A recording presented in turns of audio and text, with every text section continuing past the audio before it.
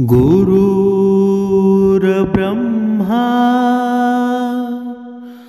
गुरुर्विष्णू गुरुर्देव महेश्वरा सद्गुरु साक्षात परब्रह्मा तस्मै श्री सद्गुरुवे नमः। जय जय रघुवीर समर्थ। सद्गुरु चरणांना नतमस्तक होऊन आपण या निरूपणास सुरुवात करूया। सर्व सज्जन भाविकांचं स्वागत आहे।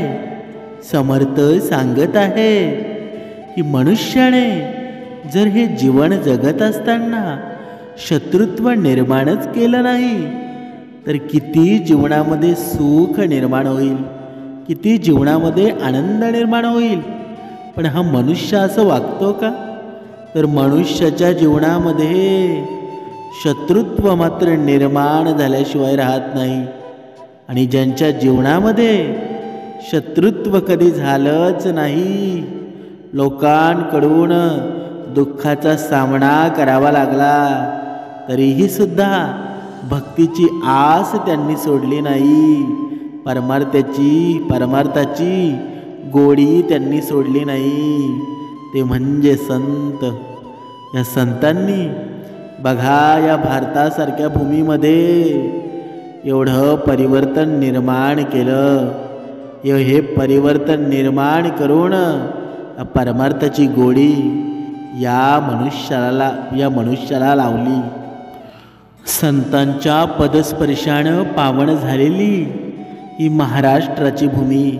आणि या महाराष्ट्राच्या भूमीमध्ये समर्थांनी आपल्या निरूपणानं, समर्थांनी आपल्या या वैखरीतून सर्व माणसामध्ये श्रीराम भरला, सर्व माणसामध्ये श्रीराम पेरला। आणि तेच आपण आज या कलियुगामध्ये ही फळं चाखत आहोत। समर्थ पुढे सांगत आहेत की माणसाच्या जीवनामध्ये शत्रू का बरं निर्माण होतो? माणसाला शत्रूचा सामना का बरं करावा लागतो? बघा समर्थ सांगत आहेत की माणसाची वैखरी आहे ना, ही वैखरी कधीच ताब्यात नसते। ज्याच्या ही वैखरी ताब्यात नाही ना, त्याच्या जीवनामध्ये शत्रू निर्माण तर होणारच आहे।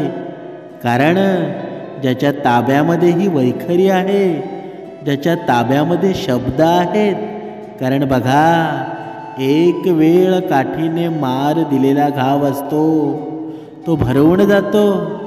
पण शब्द एवढे तलवारीसारखे धारधार असतात ना, की एकदा ते शब्द आपल्या वैखरीतून बाहेर निघाले ना तर ते कधीच कमी होत नाही, आरपार निघून जातात। म्हणून माणसाने शब्द वापरताना, आपल्या वैखरीतून बोलताना अतिशय प्रेमाने बोलावं। आणि हे प्रेम निर्माण कधी होईल? की जेव्हा समर्थांनी दिलेली ही शिकवण आहे ती बघा आपल्या अंतरात्म्यामध्ये निर्माण करू। समर्थांनी दिलेला आहे हा भक्तिमार्ग आहे। या भक्तिमार्गामध्ये आपण 2 वेळची उपासना करू, तेव्हा या मनाला शांतता मिळेलच। पण हे जीवन आहे ना, हे सुद्धा सुखकारी होऊन जाईल, आनंदी होऊन जाईल। पण हे मनुष्याला कधी कळतं की मी या जीवनाचे, या आयुष्याचे भरपूर वर्ष घालवली, पण आता माझे शेवटचे दिवस चालू झाले आहेत।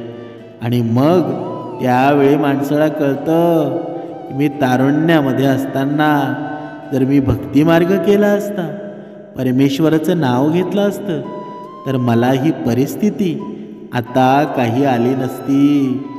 मनुष्याचा मृत्यू समोर असतो, यम समोर असतात, यमाचे दूत समोर येतात, मनुष्याचा मृत्यू होतो आणि बघा मृत्यूच्या वेळी मनुष्य असा घाबरला जातो ना. का घाबरतो बरं? कारण त्याला समोर यमदूत दिसतात आणि त्यांचा अक्राळ विक्राळ ते स्वरूप बघून मनुष्य मृत्यूला घाबरतो, सैरा वैरा पळू लागतो. आणि मग बघा जर तुम्ही मृत्यूच्या वेळेचं जर मनुष्याचं पूर्ण चरित्र पाहिलं असेल ना, तुम्हाला समजेल कसे कावरे बावरे डोळे करतो. त्याला होतंय मी कुठे पळू. पण जर मनुष्याने जर तारुण्यामध्ये परमेश्वराची भक्ती केली असती तर स्वतः परमेश्वरच तुला घ्यायला आला असता. स्वतः परमेश्वर तुला विमानानं घ्यायला आला असता. ज्याप्रमाणे तुकाराम महाराजांना परमेश्वर घ्यायला आला होता ना, त्याप्रमाणे म्हणून समर्थ सांगत आहेत की मनुष्याच्या जीवनामध्ये शत्रू तर निर्माण होतातच, पण जर हे शत्रू आपल्या जीवनामध्ये बंद करायचे असतील तर या विश्वामध्ये एकच सत्य आहे, श्रीराम समर्थ. जेव्हा तुम्ही तुमचे विचार बदलाल तेव्हा तुम्ही या भक्ती मार्गामध्ये याल ना, तुमच्या जीवनाचं सोनंच होऊन जाईल. एवढा आनंद आहे या भक्ती मार्गामध्ये, एवढी धन्यता आहे ना. जोपर्यंत तुम्ही दर हप्त्यामध्ये हे 2.5 तासाचं श्रवण असतं ना, ते करत नाही तोपर्यंत बघा त्या कुठे सभास्थळी मंदिरामध्ये जिथे बघा या 2.5 तासाचं हे श्रवण केलं जातं, बघा तो या आत्म्याला आनंद किती मिळतो. तसं की या परमात्मा पूर्ण या शरीरामध्ये अंतरात्म्यामध्ये भरून उरला आहे असं वाटायला लागतं. असं वाटतं ते 2.5 तास कसे जातात हे सुद्धा कळत नाही. एवढी श्रेष्ठ भक्ती समर्थांनी या मानवाला सांगितलेली आहे. तरीसुद्धा हा मनुष्य मात्र क्रूर कर्म करायचे सोडतो का? बघा माणसाचा मीपणा जोपर्यंत जात नाही ना, तोपर्यंत माणसाच्या जीवनामध्ये शत्रू निर्माण होणारच. मनुष्याच्या कर्माचा हिशोब असतो ना, तो कोणालाच कधी चुकत नाही. हे पुण्य म्हणजे काय? आपण जे कर्म करतो ना, चांगले कर्म करतो त्यालाच पुण्य म्हणतात आणि वाईट कर्म करतो त्यालाच पाप म्हणतात.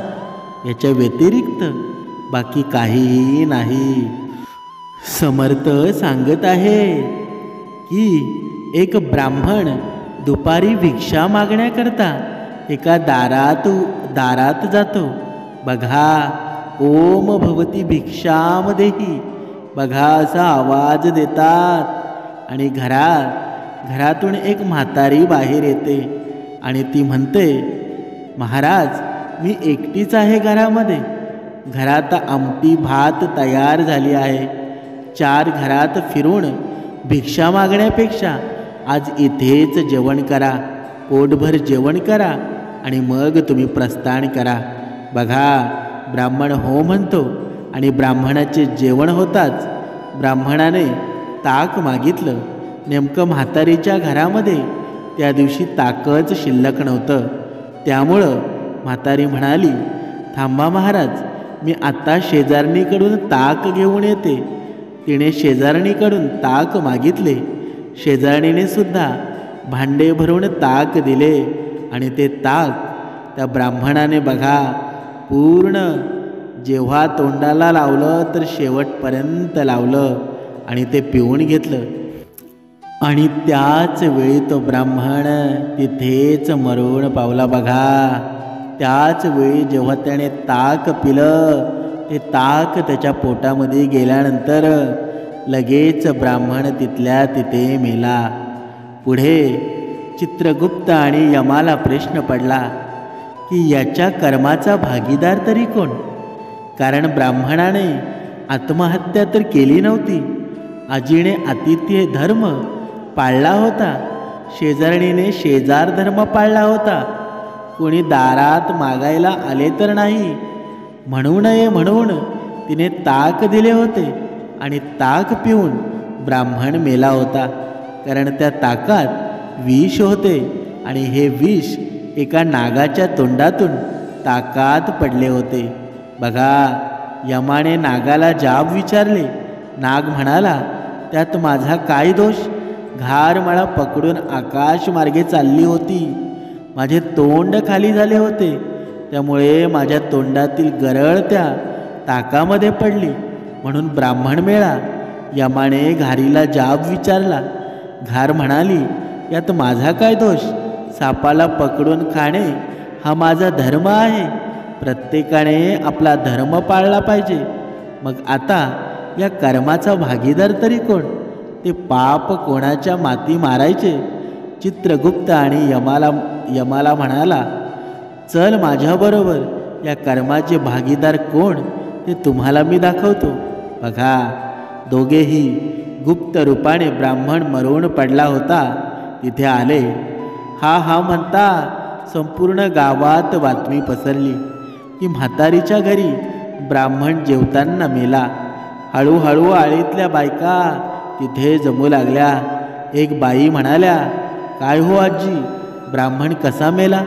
तेव्हा एक बाई म्हणाली, अहो कसं सांगू तुम्हाला, या ब्राह्मणाकडे भरपूर द्रव्य होतं. ते द्रव्य हडप करण्यासाठी आजीने भोजनात विष घालून ब्राह्मणाला ठार मारलं.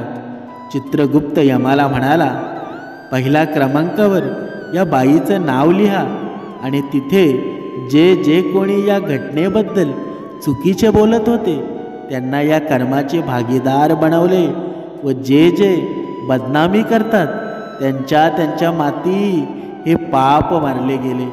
एखाद्या घटनेबद्दल बघा, एखाद्या घटनेबद्दल या कथेचं तात्पर्य काय? बघा, समर्थ सांगत आहेत, एखाद्या घटनेबद्दल सत्य माहिती नसताना बोलणं हे सुद्धा फार मोठं पाप आहे. जोपर्यंत एखादी घटना तुम्ही प्रत्यक्ष स्वतःच्या डोळ्यांनी पाहत नाही ना, किंवा स्वतःच्या कानाने ऐकून ती घटना सत्य असल्याची खात्री होत नाही, तोपर्यंत तुमच्या तोंडाने ती बोलवू नका. कारण खोटा प्रचार करणं हे सुद्धा एक प्रकारचं पापच आहे.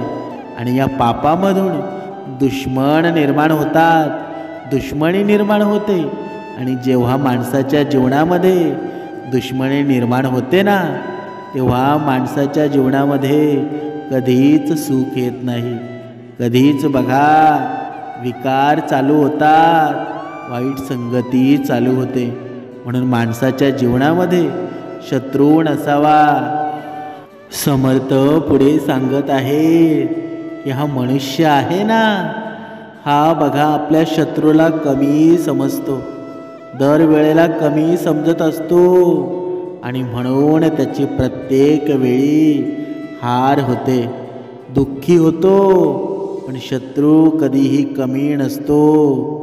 जर या शत्रूवर नियंत्रण करायचं असेल, जर या शत्रूवर, या अहंकारावर नियंत्रण करायचं असेल, तर माणसाने या शत्रूला कमी समजू नये. कारण जर शत्रूला कमी समजलं तर आपली अधोगती निश्चित आहे. बघा, समर्थांनी पुढे सुंदर उदाहरणाद्वारे स्पष्ट केलेलं आहे. समुद्राच्या किनारी एक छोटासा द्वीप होता आणि तिथे वेगवेगळे पक्षी राहत होते. ते खूपच आनंदाने तिथे त्यांचा घर बनवून राहत होते.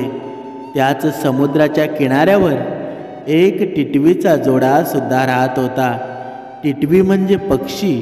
बघा, टिटवी त्यावेळी गरोदर होती.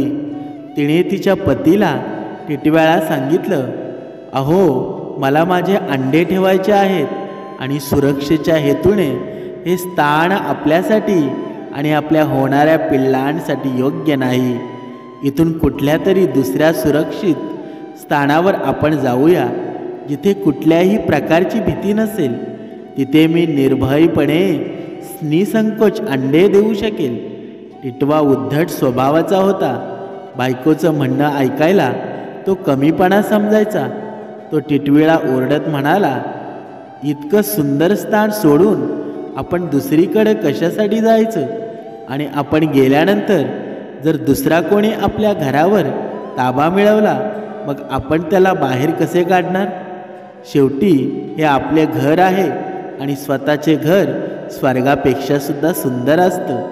टिटवी म्हणाली, हो, हे आपलं घर आहे, परंतु तुम्ही हे तर पहा की हे आपलं घर कुठे आहे. इथे रोजच्या रोज समुद्राच्या लाटा रौद्र रूप धारण करत असतात. त्यामुळे या लाटा आपल्या घरापर्यंत सुद्धा पोचू शकतात. जर कधी ह्या लाटांनी विशाल रूप धारण केलं तर ह्या लाटा आपलं घर सुद्धा त्यांच्यासोबत घेऊन जातील. बघा, असं म्हणतात की बुद्धिमान पुरुष येणाऱ्या संकटांचा अंदाज आणि संकट येण्यापूर्वीच लावत असतात. जे लोक वेळ असताना संकटापासून वाचण्याचा उपाय शोधत नाहीत ना, अशा लोकांना कारण नसताना मरावं लागतं. पहिला शत्रू, कर्ज आणि अग्नी, आजारपण या चौघांवर जो कोणी वेळेत मात करत नाही ना, असे लोक चौघे प्रबळ झाल्यानंतर यांच्या हस्ते मरणाच्या द्वारावर पोचतात. म्हणून बघा, टिटवी म्हणाली, नदी किनारी उभ्या असणाऱ्या वृक्षाचा आयुर दीर्घ समजू नये. कधीतरी एखादा महापूर त्याला त्याच्यासोबत घेऊन जाऊ शकतो. आणि त्याच प्रकारे आपण सुद्धा समुद्राच्या किनारी राहतो. समुद्राच्या उंच लाटा हत्तीला सुद्धा त्याच्यासोबत घेऊन जाऊ शकतात. आपण तर एवढे छोटे छोटे प्राणी आहोत. असं म्हणतात की नंतर रडण्यापेक्षा आधीच काही त्रास सहन करून स्वतःला सुरक्षित करावं. बघा, टिटवीचं हे बोलणं ऐकून टिटवा हसत म्हणाला, तू चिंता का करत आहेस? तू निश्चिंत होऊन अंडे दे, बाकी सर्व काही माझ्यावर सोडून दे. जो मनुष्य योग्य आणि अयोग्याचा निर्णय करण्याची समज ठेवत असतो ना, शत्रूला पराजित करण्यासाठी युक्ती ज्याला माहीत असते, असा व्यक्ती संकट पडल्यावर सुद्धा कधीच दुःखी होत नाही. बुद्धिमानासाठी कोणतेही काम कठीण नसतं. मेहनती व्यक्तीसाठी कोणतेही लक्ष दूर नसतं. विद्वान माणसासाठी कोणतीही जागा विदेश नसते. आणि गोड बोलणाऱ्या कुठल्याही व्यक्ती परका कधीच नसतो. आणि राहिली गोष्ट या समुद्राची, तर या समुद्रामध्ये इतकी हिंमत कुठे आहे की तो आपल्या मुलांना काही नुकसान पोचू शकेल?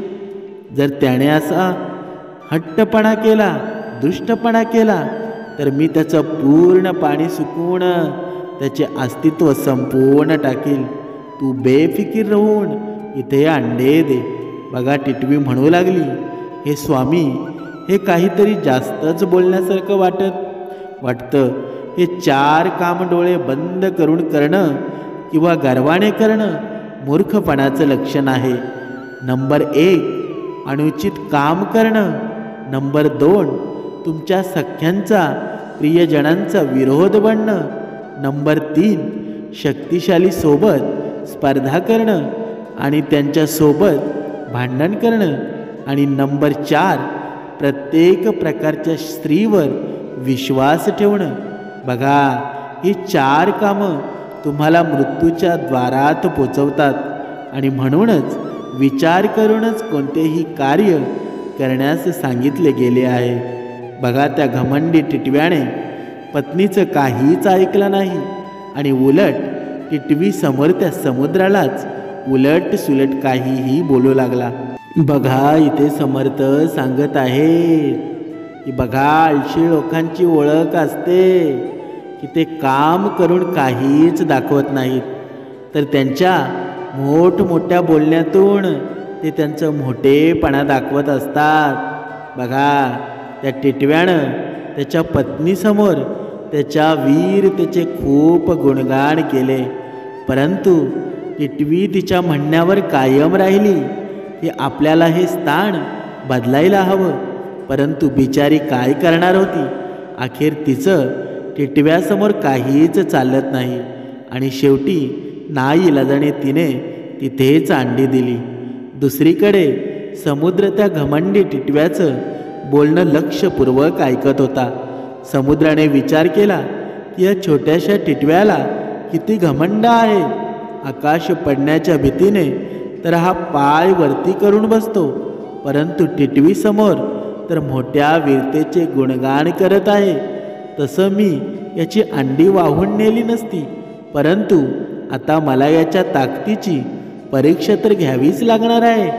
खरंच यामध्ये ताकद आहे की हा फक्त बोलण्यामध्ये पटाईत आहे. बघा, समुद्राने त्या टिटवीचे अंडे वाहून नेण्याचा निश्चय केला. एक दिवशी टिटवा आणि टिटवी अन्नाच्या शोधासाठी कुठेतरी गेले असता समुद्राने त्यांची अंडी वाहून नेली. जेव्हा ते दोघेही परत आले तेव्हा त्यांना त्यांच्या घरात त्यांची अंडी दिसली नाहीत. हे पाहून टिटवी जोरजोराने ओरडू लागली आणि तिच्या नवऱ्याला टिटव्याला खूप बोलू लागली. आता तो टिटवा गुपचूप पत्नीचे बोलणे ऐकू लागला. असं म्हणतात, जे लोक त्यांच्या हितचिंतकाचे पत्नीचे बोलणे ऐकत नाहीत त्यांना नंतर पश्चाताप करण्याशिवाय दुसरं काहीही उरत नाही. आणि म्हणूनच संकट येण्यापूर्वीच उपाय करणारा नेहमी सुखी असतो.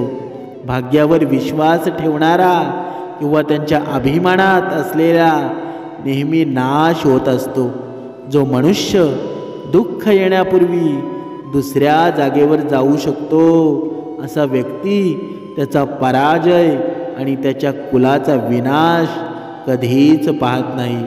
बघा, इकडे टिटवीचे ते बोलणे टिटव्याच्या हृदयाला टोचत होतं. टिटवा त्याच्या मुलांच्या शोकामध्ये दुःखी झाला होता. टिटवी अत्यंत रडत आहे हे पाहून टिटवा तिला समजावू लागला. तो म्हणू लागला, हे प्रिये, तू काळजी करू नकोस, मी काहीही करून तुझी अंडी परत घेऊन येईल. इतकं म्हणून तो टिटवा रागाने त्या समुद्राला धमकावू लागला. म्हणू लागला, हे दृष्ट सागरा, तू व्यर्थमध्ये माझ्या पिल्लांना वाहून नेऊन माझ्या रागाला चेडले आहेस आणि याचा परिणाम तुझ्यासाठी चांगला नसेल. टिटवा समुद्रावर राग करत असताना पाहून टिटवी बोलली, अरे मूर्ख, समुद्रासोबत वैर ठेवून तू असं का कोणतं मोठं कार्य करणार आहेस?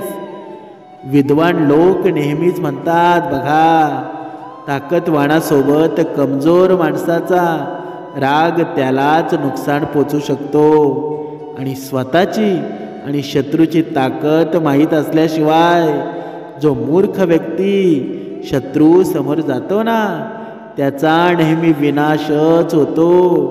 विनाश अटळ असतो. टिटवा म्हणाला, अरे टिटवी, तू का काळजी करत आहेस? काही गोष्टी दिसायला तर खूप छोट्या असतात, परंतु त्यांच्यासमोर मोठमोठे सुद्धा हार मानतात. ज्याप्रमाणे छोटासा दीपक दिसायला छोटा असतो, परंतु विशाळ काळोखाला सुद्धा तो नष्ट करतो.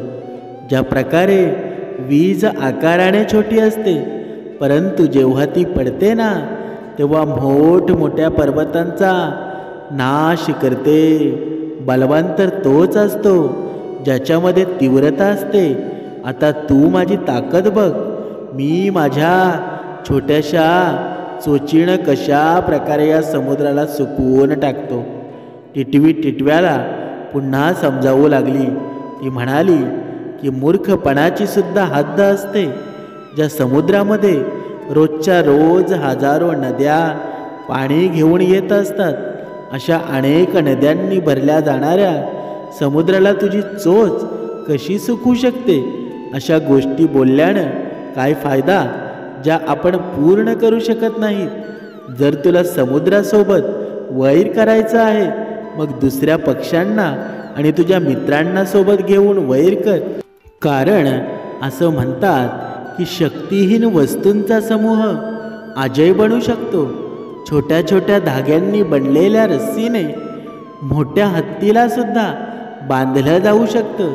बघा, अशा प्रकारे त्या टिटवीचं बोलणं ऐकून टिटव्याने बगला, मोर अशा वेगवेगळ्या पक्ष्यांना बोलवून त्यांना त्यांचं दुःख सांगितलं आणि म्हटलं, हे भावांनो, या दुष्ट समुद्राने माझे अंडे चोरून मला दुःख दिलं आहे, माझ्या पत्नीला रडवलं आहे आणि म्हणूनच समुद्राला सुकवण्याचा काहीतरी उपाय शोधा. टिटव्याचं बोलणं ऐकून बाकीचे पक्षी म्हणू लागले, हे मित्रा, आम्ही तुझं दुःख समजू शकतो, परंतु या समुद्राला सुकवण्याच्या लायकीचे आपण नाही आहोत. मग अशा परिस्थितीत उगाच त्रास करण्याचा काय फायदा? जो कमजोर माणूस गर्वाने किंवा रागाने अपेक्षापेक्षा शक्तिशाली माणसाला मारायला जातो, असा व्यक्ती स्वतःच मारला जातो. आणि म्हणूनच आपण एक काम करूया, आपण आपल्या राजाकडे म्हणजेच गरुडाकडे जाऊया. गरुड हे खूपच शक्तिशाली आहेत. आपण आपले दुःख जर त्यांना सांगितलं आणि जर त्यांना आपलं दुःख समजलं तर ते नक्कीच समुद्राकडून आपला प्रतिशोध घेतील. आणि जरी गरुडाने आपलं म्हणणं नाही ऐकलं तरी आपल्याला वाईटही वाटणार नाही. कारण असं म्हणतात की एका जवळच्या मित्राजवळ, एका गुणी नोकराजवळ, ऐकणाऱ्या स्त्रीजवळ, ताकदवर वन नवऱ्याजवळ आपलं दुःख सांगितल्यानं मनुष्य नेहमी सुखी होतो. आणि म्हणूनच आपण सर्वांनी गरुडाजवळ जाऊया. बघा, अशा प्रकारे निश्चय करून सर्व पक्षी दुःखी भावनेने गरुडाजवळ गेले आणि जाऊन त्यांना त्यांचे सर्व दुःख सांगितलं. म्हणू लागले, हे स्वामी, तुम्ही असताना सुद्धा टिटव्यांचे अंडे समुद्रासोबत वाहून घेऊन गेला आहे आणि यामुळं त्याच्या कुलाचा विनाश झाला आहे. हा समुद्र खूपच दुष्ट आहे.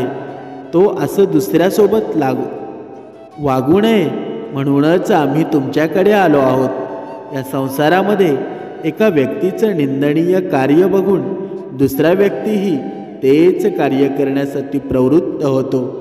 या दुनियेमध्ये एका दुसऱ्याच्या मागे चालणारे लोक भरपूर आहेत. त्यांना दुसऱ्यांचं चांगलं समजत नाही. तुम्ही आमचे राजा आहात आणि तुम्ही आमची रक्षा करावी असं आम्हाला वाटतं. असं म्हणतात की जो राजा प्रजेची रक्षा करतो, ज्याला प्रजेच्या पुण्याहून 6वा भाग प्राप्त होतो, आणि जो राजा प्रजेची रक्षा करत नाही त्याला प्रजेच्या पापाचा 6वा भाग मिळतो. आणि म्हणूनच ज्याचे स्वतःचे भाऊ नसतात, राजा स्वतः त्यांना भाऊ असतो. राजा स्वतः त्यांचा भाऊ असतो. ज्यांना डोळे नसतात, राजा त्यांचे डोळे असतो. अशा प्रकारे सर्व पक्ष्यांचे दुःख भरे बोलणे ऐकून गरुड समुद्राच्या दिशेने त्याला सुकवण्यासाठी निघाला. त्याचवेळी गरुडाजवळ भगवान विष्णूंचं बोलवणं आलं. भगवान विष्णूंच्या एका दूताने येऊन गरुडाला सांगितलं की भगवान विष्णू तुम्हाला बोलावत आहेत. तेव्हा गरुडाने भगवान विष्णूजवळ जाण्यास मनाई केली आणि म्हणाला, हे देवदूत, तुम्ही देवाजवळ जाऊन म्हणा की त्यांनी त्यांच्या वाहनासाठी दुसऱ्या कोणाला बोलवावं. या वेळेला मी माझ्या प्रजेच्या हिताचं काम करण्यासाठी चाललो आहे. देवदूत गरुडाचा असं बोलणं ऐकून विचार करू लागला. या गरुडाने देवाबद्दल कधीच असं काही म्हटलं नाही. मग आज ह्याला काय झालं आहे? तेव्हा देवदूताने गरुडाला विचारलं, हे गरुड, हे तर सांग, देवाने तुझा असा कोणता अपमान केला आहे जो तू एवढा नाराज झाला आहेस? गरुड म्हणू लागला, एक देवाने माझा कुठलाच अपमान केला नाही, परंतु समुद्राने टिटव्याचे अंडे चोरले आहे आणि समुद्र तर देवांचं घर आहे. तुम्ही जाऊन देवाला सांगा की त्याने समुद्राला नियंत्रणात ठेवावं, अन्यथा मी आजपासून त्यांचा सेवक राहणार नाही. बघा, तिकडे देवसुद्धा विचार करू लागले. त्या गरुडाचे रागावणं सुद्धा योग्यच आहे आणि म्हणूनच मी स्वतः जाऊन त्या गरुडाला बोलावून घेऊन येतो. बघा, ज्या व्यक्तीला त्याची प्रगती हवी असते अशा माणसाने आज्ञाकारी खानदानी सेवकाची बदनामी केली नाही पाहिजे. तर अशा सेवकाने स्वतःच्या पुत्राप्रमाणे पालन केले पाहिजे. असं म्हणतात की जेव्हा राजा प्रसन्न होतो तेव्हा तो त्याच्या सेवकांना नेहमी धन देत असतो. परंतु जर सेवकाला इज्जत मिळत असेल तर तो त्याचे प्राण देऊन राजाचे उपकार फेडत असतो. इकडे भगवान विष्णू गरुडाचा राग शांत करण्यासाठी गरुडाला घेऊन समुद्राच्या जवळ पोचले आणि समुद्रावर अग्निअस्त्र ताणून म्हणाले, हे समुद्रदेव, एक तर तू त्या टिटवीचे अंडे परत कर, नाहीतर आम्ही तुला सुकवून टाकू. देवाने अग्निअस्त्र ताणलेले पाहून समुद्र भयभीत झाला आणि तो टिटवीचे अंडे घेऊन प्रकट झाला आणि ते अंडे टिटवीला परत केले. इथे बघा, या पूर्ण कथेचं तात्पर्य काय? इथे एक गोष्ट आणखी लक्षात ठेवण्यायोग्य आहे. शत्रू छोटा असो किंवा मोठा असो, जेव्हापर्यंत त्याच्या शक्तीचा योग्य अंदाज नसेल तेव्हापर्यंत त्याच्यासोबत शत्रुत्व करणं कधीही चुकीचं आहे. म्हणून समर्थ सांगत आहेत की मनुष्याच्या जीवनामध्ये बघा, हे शत्रुत्व नसेल तर मनुष्याचं जीवन किती सुंदर आहे, किती सुखमय आहे. म्हणून या मनुष्याच्या जीवनामध्ये जर कोणासोबत शत्रुत्व असेल तर त्या शत्रूशी कसा सामना करावा हे सुंदर उदाहरण समर्थांनी इथे दिलेलं आहे. पण पुढे समर्थ सांगत आहेत की मनुष्याला शत्रुत्व निर्माण करण्याची गरजच काय येते बरं? कारण जर मनुष्याच्या वैखरीमध्ये प्रेम असेल, सुंदर विचार असतील, सुंदर त्याचं जीवन असेल तर त्याच्या जीवनामध्ये शत्रुत्व निर्माण होईल का? तर कधीच होणार नाही. म्हणून जर या जीवनावर, या विश्वावर जर आपल्याला राज्य करायचं असेल तर आपल्या जीवनामध्ये समर्थवाणी पाहिजे. समर्थांनी दिलेल्या आज्ञेचा बघा, त्याच्यावर आपण पूर्ण वैखरी आपली अवलंबून पाहिजे. कारण या वैखरीमध्ये जोपर्यंत सद्गुण विचार येत नाहीत तोपर्यंत या जीवनामधला अहंकार आणि शत्रुत्व कधीच थांबणार नाही. श्रीराम समर्थ. जय जय रघुवीर समर्थ.